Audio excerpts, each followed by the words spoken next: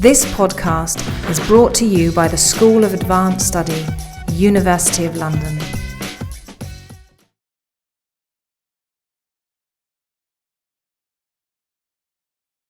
Well, ladies and gentlemen, it's very good to see you. Thank you for coming here this evening. I used to work for the BBC, and when I did, I always knew you had to start absolutely on the dot, so I'm starting absolutely on the dot, for many reasons, one of which is I hope to end in time for us all to be able to have a drink at the end.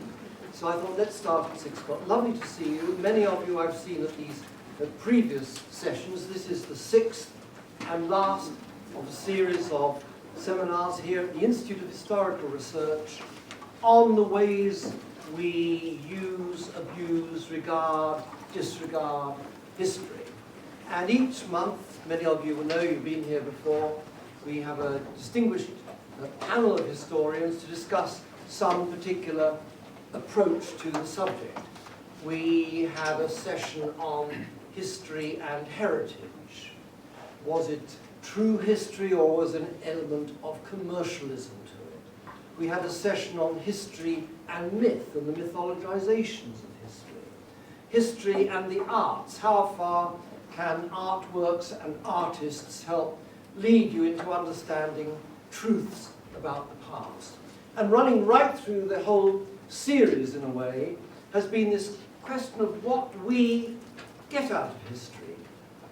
I love history. You do. You wouldn't be here if you were not really interested in learning about history and the past. Our very opening session dealt with precisely that. There's a great deal of history around, on television, film, books, reenactment societies, heritage visits, family history, and so on. Why do we love history so much? Why do we turn to it so much? This, in this final session, is the theme that our 4 historians are going to discuss today. Now, you may have noticed that Anne Curry, sadly, is not able to be with us. She was going to be on the panel. She's been ill. She was hoping to be well enough by tonight, but sadly isn't. And one of our great medievalists would undoubtedly have talked about, for example, why we were so excited by the anniversary of Agincourt, for example. One of the things that we do seem to be excited by is anniversaries. When I worked at the BBC, I knew that if there was an anniversary coming up, you were more likely to get a programme accepted. You know, we're running up to the 100th anniversary of the Dublin Uprising. Next year there'll be the Russian Revolution's, plural, centenary. Why does that make those events even more exciting than they would otherwise be? Anne is sadly not able to be with us this evening, but I'm very thrilled to be able to tell you that the director of the Institute of Historical Research, Lawrence Goldman, sitting at the end there, has very kindly, at extremely short notice, agreed to my... No, he hasn't agreed to anything. I twisted his arm very hard, and Lawrence has agreed to participate on tonight's panel. And I'm particularly grateful to you, Lawrence. Not only is he the director of this wonderful institute, he was the man in charge of the ODNB, the Oxford Dictionary of National Biography. And before that, I remember first knowing about him from a book about the historian Twain that he'd written. A man of many, many parts, and ideally placed to be on our panel tonight. Among the other panelists, next to him is Peter Hennessy. Peter and I were talking before, we were trying to work out when we first met. I think Peter was in the 1970s, probably. I was producing programs, you were already presenting various programs. I remember him presenting analysis. You may remember knowing Peter's work also as a journalist, very early in his career, extremely courageously, he managed to penetrate beyond the external walls of Whitehall and the civil service, very, very impressively. He has been, of course, also an academic historian, Ackley Professor of, I think, Contemporary History at Queen Mary College, and since 2010, I think, has been a crossbench member of the House of Lords. He's written a great deal about modern and contemporary history, British Prime Ministers since Attlee, Macmillan, you know, you've never had it so good, Cabinet, parliamentary government, constitutional issues, and most recently a wonderful book in which he's actually talked about the very nature of contemporary history and the writing of your own times. And he's got a lovely sentence on it. He says, we are all, if I can remember it correctly, footnotes to our own history. You know? And one thing I'd like to hear Peter talk about later on is at what point does history stop? Does history stop 5 minutes ago? You know, what is contemporary history? One of those interesting issues that maybe we will come on to later on. Near me here is Paul Preston.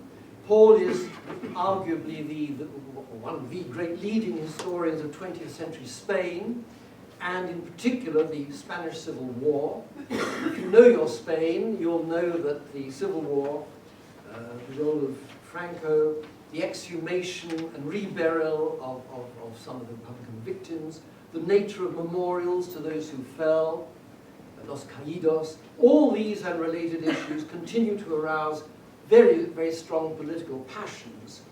And for all this and much more, Paul is the man to go to. His books include not only accounts of the war as a whole, and of a wide selection of its leading participants and women observers, among others, but also substantial biographies of Franco, of King Juan Carlos, until recently king, and most recently the very controversial Spanish communist leader Santiago Carrillo. In many ways, as I'm sure Paul will tell us shortly, modern Spanish history is still something of an intellectual bullring, I have to say, with kind of memory wars going on depending on which side you are politically. And Donald Sassoon, another friend of mine over many years, Donald is, I don't know how to put it, he's your kind of pan-European. And well, he's actually more than a European. He was born in Cairo, educated, I think, Donald in Paris, Milan, the United States, as well as in this country, and was for long the professor of comparative European history at Queen Mary, where he was also for long professor. I think, sparing Donald's blushes, I think his book, The Culture of the Europeans, is a masterpiece. It's a long book that covers the whole culture of Europe, more Western and Central perhaps than the Russian end, but European culture, high culture, but popular culture as well, really from Napoleonic times to the present, a really outstanding work. He's written macro, but he's written micro, he's written, I mean, it's not a micro book, but he's written on the Mona Lisa, a picture, the most famous picture in the world. Why the most famous picture of the world? And the Mona Lisa has become the hub of a wheel with spokes going in every imaginable historiographical direction. He's written a book on Mussolini and the rise of Italian fascism. He's written on the history of European socialism. And I was asking him what he's doing now that he's emeritus, retired, quiet, elderly gentleman of leisure. And all he's doing is writing an enormous book on the whole history of global capitalism from the late 19th century to well into the 20th, which I gather he's nearly finished. So Donald, you better think of something else to do when you finish that one. So we've got a very richly talented and interesting panel. I'm wondering who would like to go first. Paul, would you like to tell us, would you like to go first? Why don't you go first? You're nearest to me. And come and stand. And you've got to make sure that you really project. Maybe I'll trap in a microphone on to be safe. No, go away. I'll go away. All right. I'll go away. But make sure that everybody I know in the far corner can hear every word. And talk for 10 minutes-ish. Thank you. Right. I assume you can hear me. It would appear from that dazzling introduction that I'm supposed to be talking about memory wars in Spain. And of course that's one of the things that a lot of my work has been about. And it's something that, in a sense, tears Spain apart even to this day. The creation of false memory by the Franco dictatorship and the subsequent and ongoing quest for the recovery of historical memory since the return of democracy. And there are things, it seems to me, that in a context in which Franco and his regime still enjoy a remarkably good press, both in Spain and elsewhere, that one needs to be reminded about certain things. First of all, the sheer scale of suffering and death in Spain during the Civil War as a result of the military coup led by General Franco. And we need to know, why does Franco have such a good press? Well, one of the things that Franco personally devoted himself to, and had large teams of people who worked on this for him, was the creation of myth. He was a great mythomaniac. Of the many myths about himself and his regime, the three that have been most enduring and have had most impact are that somehow he was responsible for the economic miracle of the 1960s, when in fact Franco was quite cretinous when it came to economic matters. Also, the notion that Franco miraculously saved Spain from the Second World War, when the fact is that he was actually gagging to get into the war on the side of the Axis. And thirdly, and the one that's perhaps most relevant in terms of the historical memory, is that the Spanish Civil War was necessary to defeat communism and was a war between two equal sides. Now, how these various ideas took hold in Spain was partly to do with the fact that the Franco regime, from the various moments in which it took over in different parts of Spain, in some cases already in late July of 1936, in other places only after the end of hostilities in 1939. But it was a regime based on state terror, and throughout the years of the regime, there basically took place a national brainwashing through control of the education system, through control of the media, and through the regime's alliance with the Catholic Church. Internationally, these ideas caught on, or the positive image of Franco caught on, because of the diplomatic advantage to the West of having a solidly anti-communist regime south of the Pyrenees. Now, why is this still unfinished business in Spain? Why is there so much bitterness about this? Well, of course, during the Civil War, large numbers of people were killed. There were at least 200,000 civilian deaths in terms of executions. Executions of innocent civilians. 3/4 of those were victims of Franco and his supporters. And of course, that figure really only covers known deaths from the repression. It doesn't even touch on deaths as a result of post-war famine, deaths in prison, deaths during the great refugee columns, including the 450,000 people who fled to the French frontier at the end of January 1939. There are two big differences between what happened on one side and the other. I've already mentioned the obvious quantitative difference, which is the fact that the scale of innocent deaths, innocent civilian deaths, is basically 3-to-1. We know more, or more is known about deaths that took place within the Republican zone, simply because the deaths at the hands of extreme leftists took place in cities, which meant that they took place in places where there were newspaper correspondents and where there were diplomats. And also, of course, they took place within the Republic, which remained a democracy right to the end of the war, so it was easier for information to come out. On the other side, of course, this was not the case. And the Franco regime, of course, put enormous effort and enormous funding into building up the idea that the Republic was a regime of killers. There, of course, was an even more important quantitative difference between the repressions in both sides.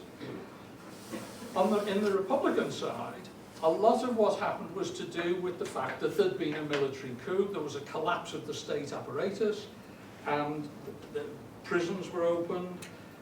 There were government efforts to stop the atrocities that were being carried out, and basically by December of 1936, they had basically been stopped.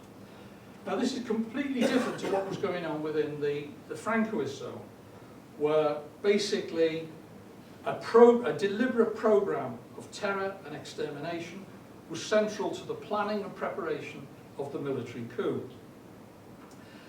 The theory behind this, or the determination, the instructions that were given to the military conspirators were, and I quote, this is from the secret instructions sent to army officers, "We must exterminate those who do not think as we do." And those who do not think as we do were, of course, those who didn't agree with the anti-Semitism, the basic racism towards the Spanish working class, which were basically regarded in much the same way as the Spanish colonial army regarded the population of colonial Morocco. Basically, the issues arising from what I've just spoken about, the difference between these two sets of repressions, are issues that are still burning in Spain today. Barely a day goes by that there isn't something in the newspapers about these issues. Franco himself, to give you an example of the way Franco personally and his propaganda machine built up a false historical memory of what happened. On the 18th of July 1938 in Burgos, Franco claimed that 54,000 people had been murdered in Catalonia. In fact, I mean, the numbers are horrendous whichever way you look at it, but the actual number is approximately 8,500. In the same speech, he alleged that 70,000 people had been murdered in Madrid. The actual number was 8,800. And he claimed that 20,000 people had been murdered in Valencia. The actual number was 2,800. On the same day, he told reporters that there had been 470,000 people murdered in the Republican zone. And to prove this to the world, in April 1940, he set up a massive state investigation called La Causa General to ascertain the true scale of the crimes committed in the Republican zone.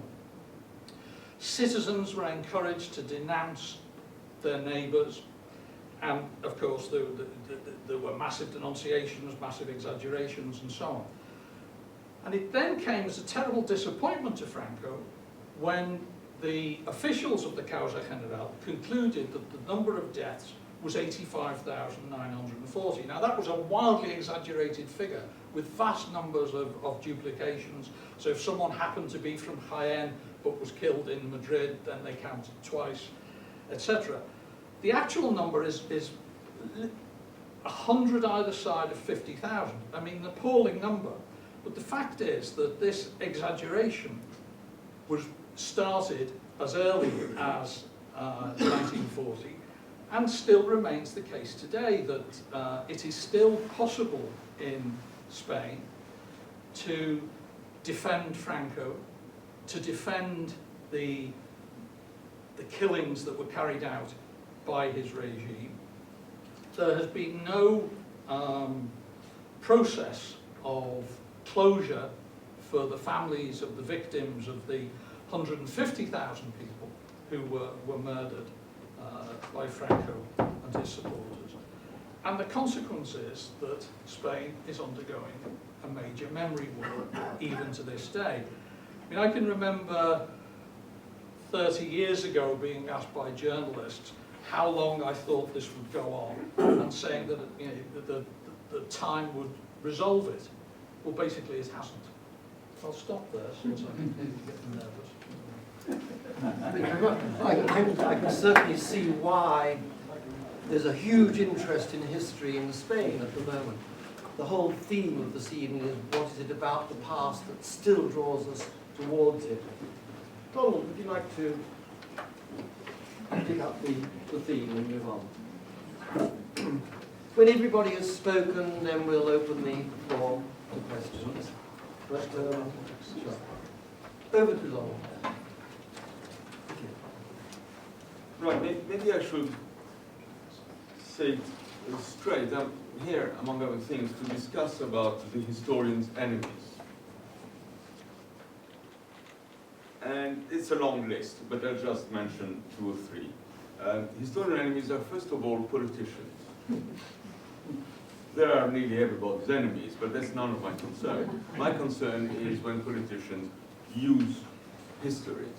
What they do very often is they take a historical event in the past on which there is a consensus. They then take a historical event now. They examine and contrast the two. And having seen that there is something which is more or less in common, they then say we must do whatever it is that we should have done 50 or 60 years ago. So it has become almost impossible for a true, normal, very, very, very wicked man to be around without someone saying within 10 minutes, this is like Hitler. Because if there is one bit of consensus, is that of course Hitler was very, very nasty.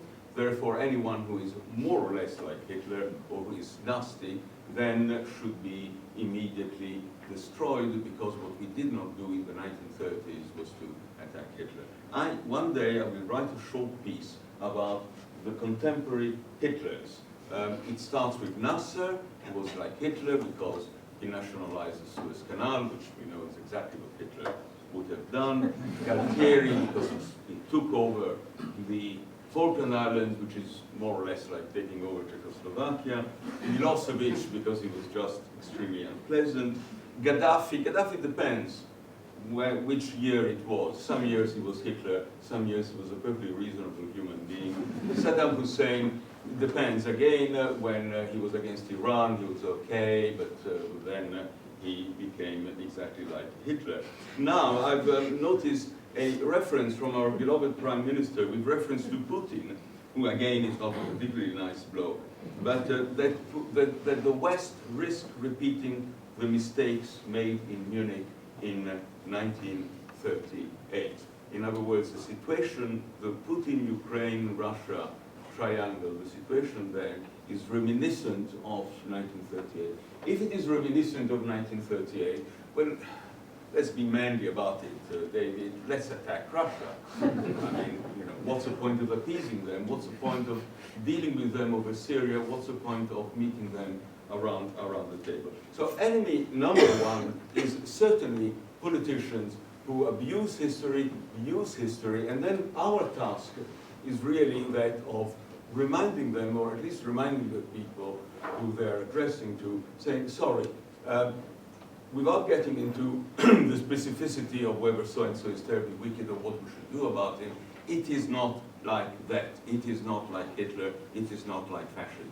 We spent an enormous number of hours and dozens of books trying to describe what is fascism. We don't have an agreement, but it doesn't really sound that Saddam Hussein or Gaddafi fit that particular bill. If we want to use the word fascist meaning just very, very bad, fine, then let's invent another word.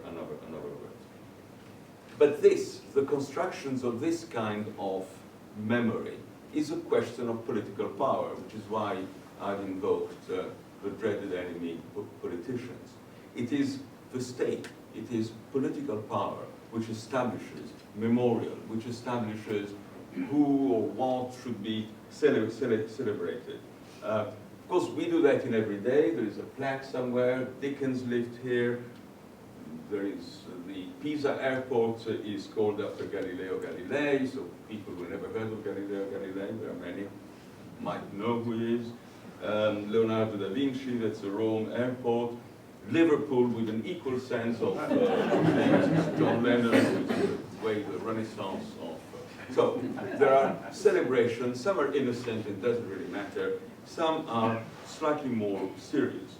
And I'm going to have another 5 minutes. Yes? I want to take one thing, one date. Actually, can I try an opinion poll? The 8th of May, what does it The 8th of May.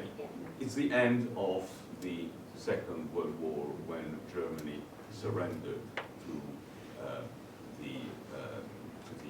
the Allies. It's the 9th of May in Russia. Of course, because of a time zone, so it's celebrated on the 9th of May and on the 8th of May. The 8th of May in this country is not a holiday.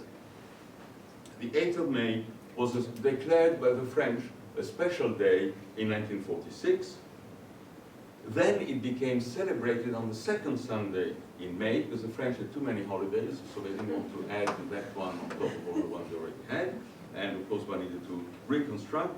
Then the Veterans Association wanted the 8th of May to become a holiday again when, and so it was a holiday until 1958. De Gaulle is back in 1958, and the 8th of May is no longer a holiday. It is a celebration on the second Sunday of May.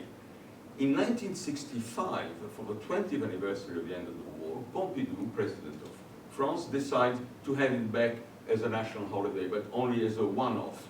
And then in 1975, Giscard d'Estaing, president, abolishes the 8th of May as a gesture towards Germany.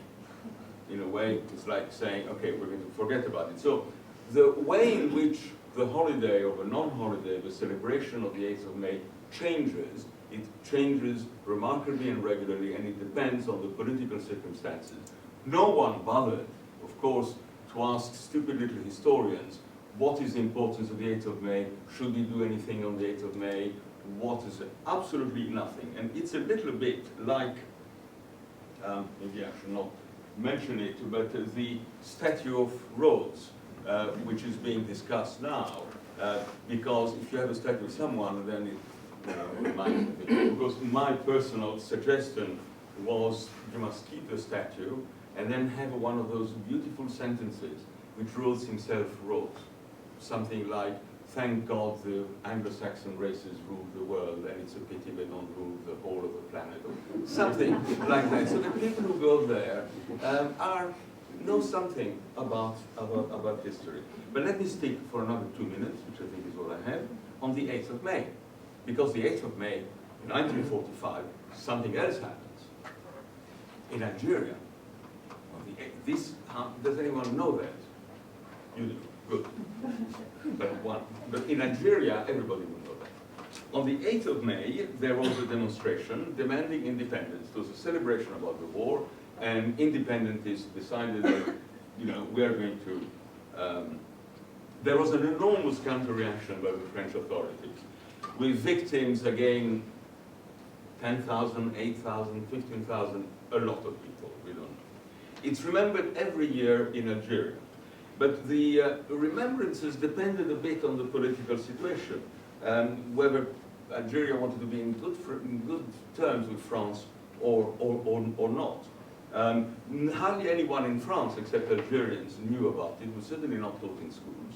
It was not celebrated or demonstrated until in 2005, the French ambassador went to Sétif, which is the place where the massacre occurred, and explained that this was an inexcusable tragedy and apologized on behalf of the French government. But again, this was dictated by political necessities, and certainly was not dictated by historical consideration. So on the whole, and to conclude, those who are in charge of the celebration of history, the memory of history, the uses of history, will remain for a long time politicians. There are others, popular culture, films. If you make a film in which you say something happened because of something, we can write 10 books and it will make no difference because the movie will have been seen by 20 million people, which is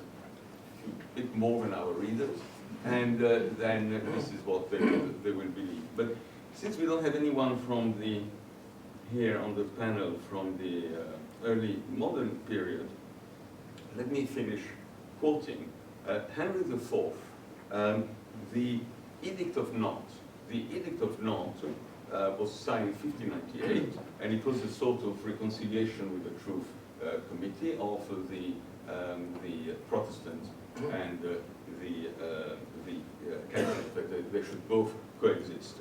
And he says, more or less, Henry, by the grace of God, King of France and Navarre, among the infinite benefits which it has pleased God to heap upon us, the most signal and precious is his granting us the strength and ability to withstand the fearful disorders and troubles. Therefore, that the recollection of everything done by one party or the other between March 1585 and our accession to the crown and during all the preceding troubles remain obliterated and forgotten as if no such thing happened.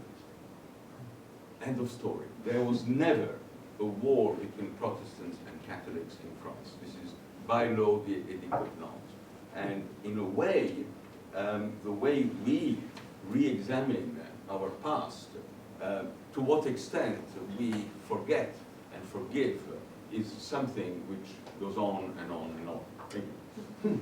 And interesting how historical events, I'm sorry Anne Curry can't be here because undoubtedly she would have talked about the way the British historians and French historians interpret something like Agincourt completely differently, or probably Waterloo, which also had a recent anniversary. I'm glad you mentioned the Statue of Rhodes. Of course, this isn't politicians who are taking the initiative in rethinking history, but students. I was a student at Jesus College, Cambridge, and I'm all in a tiz as to whether the cockerel should go back to Nigeria or not, or is that rewriting history? Something we may come to later on when we have questions from the floor. Let's move on to contemporary history. What is contemporary and what is history? And over to you, Peter Hennessy.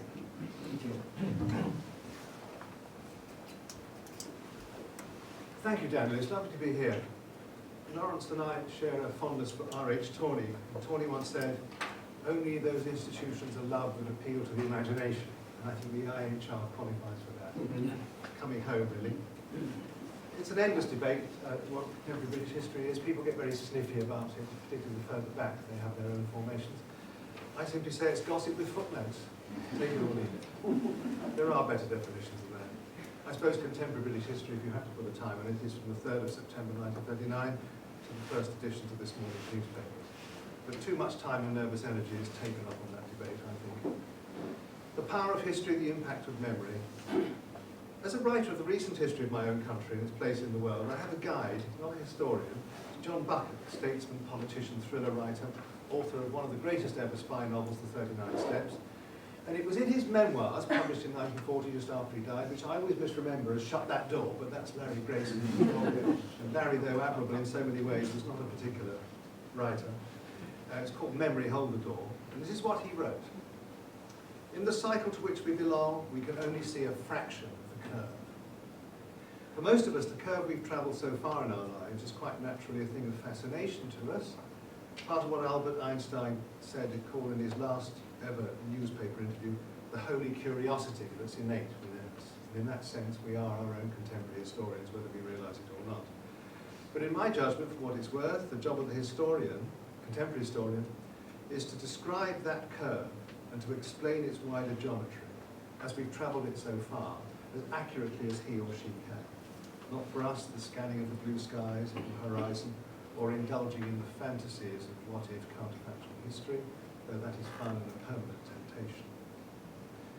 Now, the neuroscientists, of whom I have not one, point to a special section of the brain that's central to all this, the hippocampus, which they sometimes describe as the memory and the printing press combined, which makes memory, in a sense of history, its natural twin, one of the most potent shapers of our character and our values, our hopes and our fears.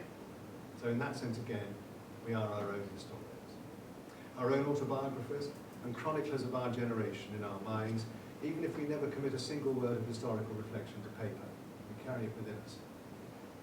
The force of history and memory combined is multiplied by the two levels on which it plays out, the individual and the collective, which in the maps we carry in our mind swirl and mix in our, what I think is naturally a stimulating symbiosis.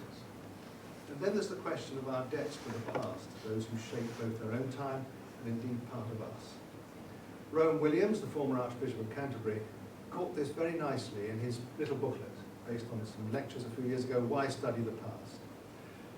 T.S. Eliot, Archbishop Rowan recalled, faced with the glib modern claim that we know so much more than our ancestors, riposted, yes, and they are what we know. We must, wrote Archbishop Rowan, become aware of our hidden debts of who we are. A sense of the hidden, continuing debt is something I feel very powerfully, actually, in all sorts of ways, particularly when the little grey cells are not quite as sharp as they used to be. One tends to have an appetite, or at least I do as I get older, for recapturing mood and moment in the 1950s. Why, I can be no other. English males who grew up in the 50s are very prone to embarrassment in every conceivable occasion, social or otherwise. But if you grew up as an English Catholic male before Vatican II, everything was an occasion of sin. It's amazing I could breathe. So very much once these thoughts come to me, it's looking very bizarre, my fellow Catholic thoughts. But there we are. I wasn't sure whether you said breathe or breed. Both. Thank you, Paul. And I go to Evensong now and again at Westminster Abbey because I work just across the road in Hogwarts. It's only a short walk. And I would like to walk out over the grave at the end of the Evensong, over Newton's grave, and that wonderful line of Newton's, if I've seen further, it is by standing on the shoulders of giants. And I rather like walking over the remains of Newton's shoulders, Newton's own shoulders. Now, I've been concentrating so far, and I won't go on for long, on the benign aspects of historical memory. Its enlivening, ennobling, and enabling properties, I suppose. But as so often with glorious phenomena, there lurks a darker side, which we've heard about already from my two friends. The power of history can also summon up true peril. History can very easily be fashioned into a weapon of partisanship, as Donald said, distilled into a fueler of anger, a feeder of resentment, a perpetual polisher of grievances, real or imagined.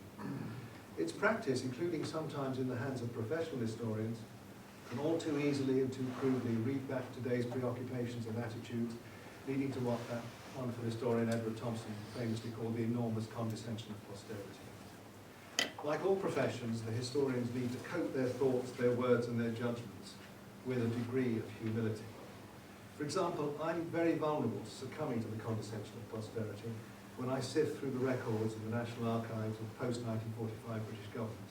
I have a tendency, which is bonkers, to shout retrospectively at cabinet committees. Surely even you should have realised this was delusory at the time on the basis of what was in front of you. How on earth could you have failed to appreciate that this wouldn't work?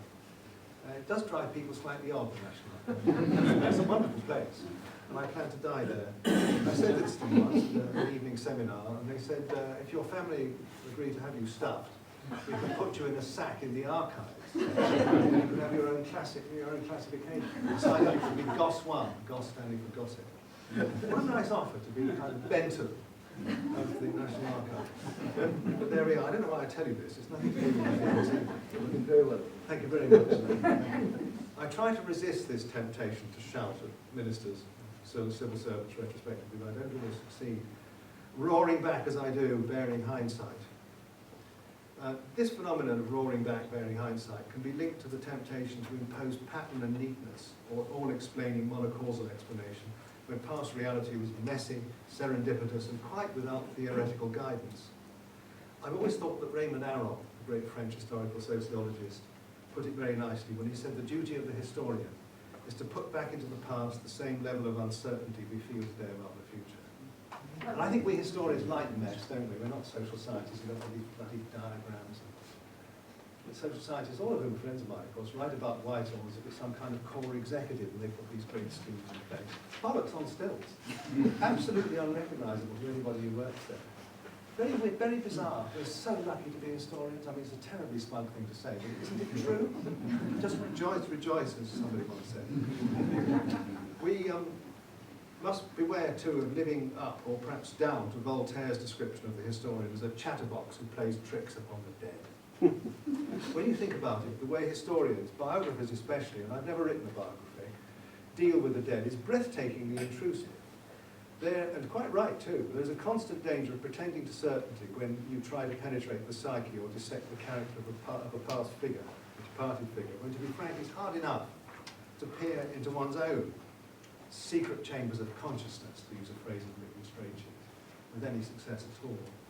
And it's usually the big flayers, the grand figures, the monsters and the strutters who receive the biographical treatment. It's very difficult to persuade schools, I think, these days to have a special subject on Major Attlee compared to some of the real monsters of the 20th century. It's always the carnivores that get the treatment, never the herbivores. Great pity. I'm a great fan of Mr. Attlee, for reasons you might understand. And that is a great regret to me. Now, also, we grew up on this, and it's quite true, it's worth restating. As history sweeps by, it only picks up people that keep records, really. Great figures, parliamentarians have had their words recorded. The diarists, the note keepers. Those who leave a paper trail for posterity, whether intentionally or not. And every era has a remarkable proportion of its people excluded and marginalised because we just don't pick them up. I suppose with the electronic revolution that might change. It might be the one big, single beneficial difference from what we're living through now from the past. Yet the pursuit of the power of history does matter. It's partly a question of debt, as Rowan Williams reminded us, but describing and bringing to life John Buchan's curve as we've travelled it so far does, I think, help prepare us for the unknown ahead of us. I don't think there are any iron laws of history at all, never have, but it does help prepare us. Because the great French scientist Louis Pasteur had it exactly right, I think, when he said, chance favours the prepared mind. And I suppose I'm a Mark Twain man, if you put me up against the wall. History may not repeat itself, but sometimes it rhymes.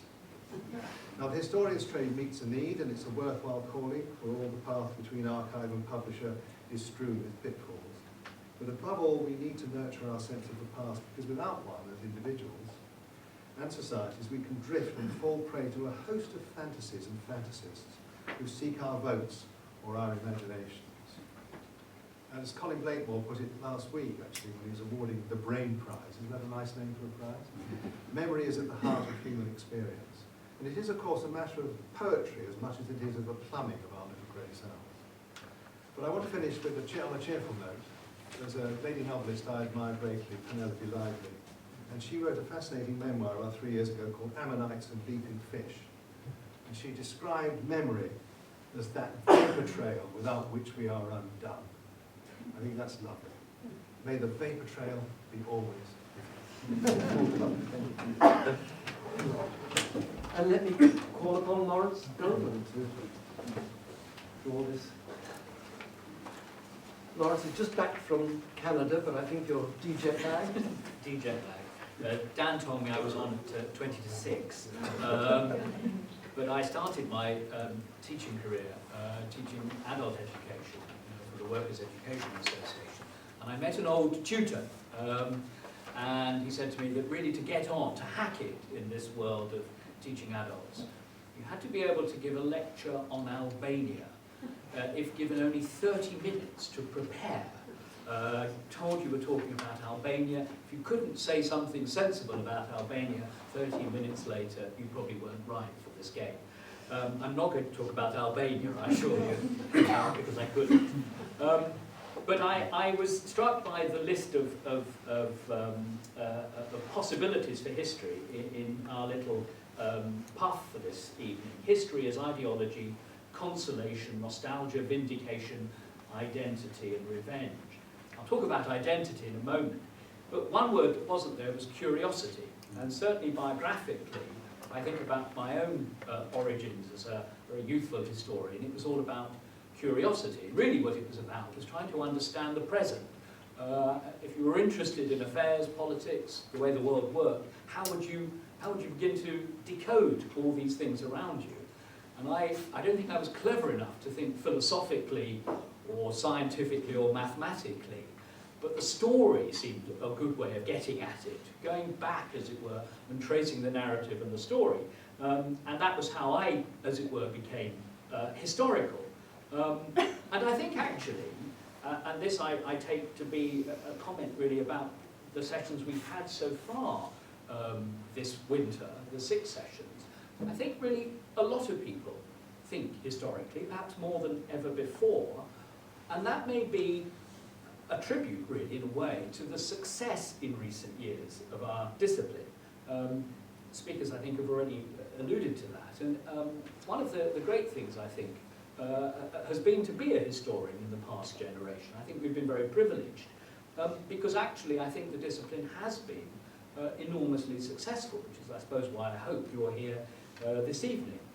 You know, one could look at the remarkable teachers, young teachers in our schools today, teaching history, and I'm always inspired by the level and the expertise they bring, and compare it with some of the lessons I sat through. And of course, all of us here, I'm sure, depend on at least one brilliant history teacher, and I've heard Peter Hennessy talk about that in the past, and that's certainly true in my case. But I suspect that today our children in schools learn history far better in much more interesting ways than we did. In universities, history remains very robust. Undergraduate admissions for the subject are high and don't show any sign of declining. This institute, the IHR, produces every year a book of historians at work in British universities. It's a listing, and we all have to fill in our details for the IHR, and then we publish a book of historians at work in British universities.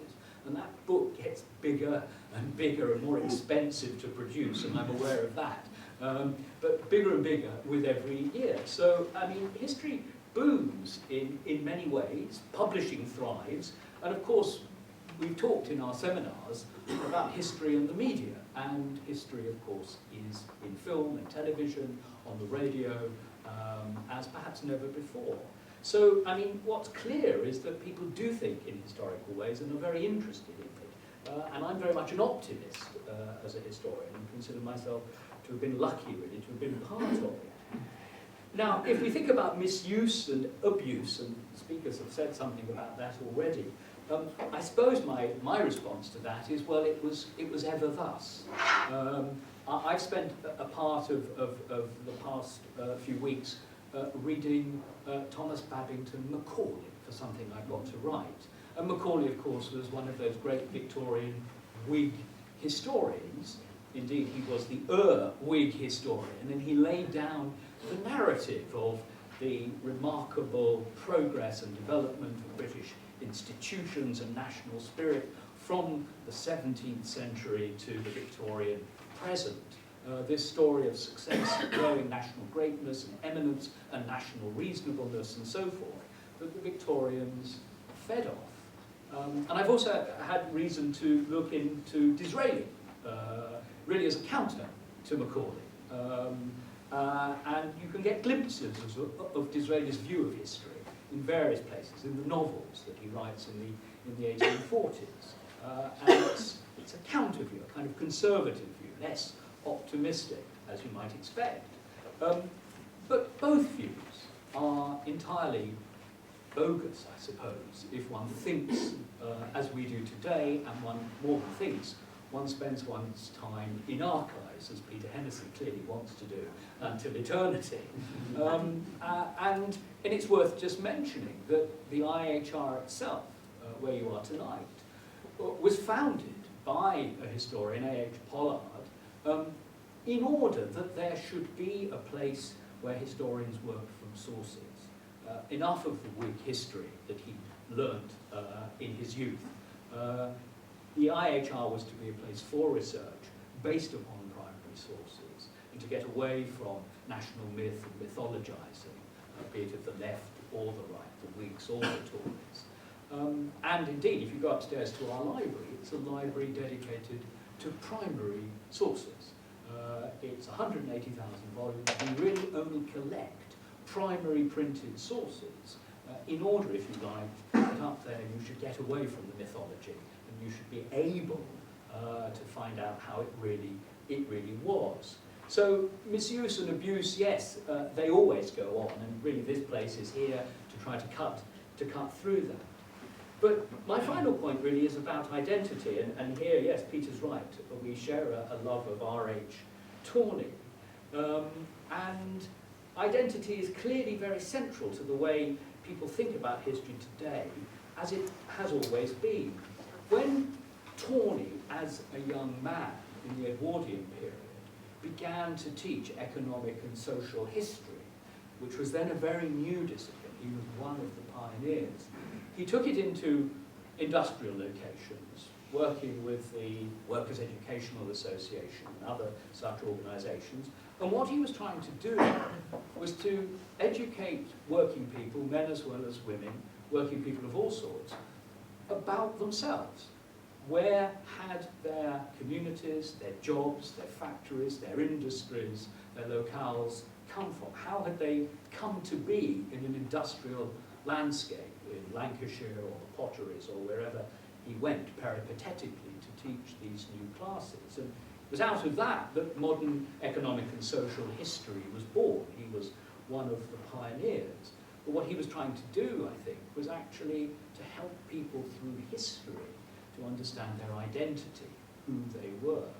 Now this goes on all around us, I think, day by day, as groups fight over history, as religious groups, social groups, class groups fight over who controls history, as some of our speakers have said. But my final point is just this, that history helps us individually to establish our identity.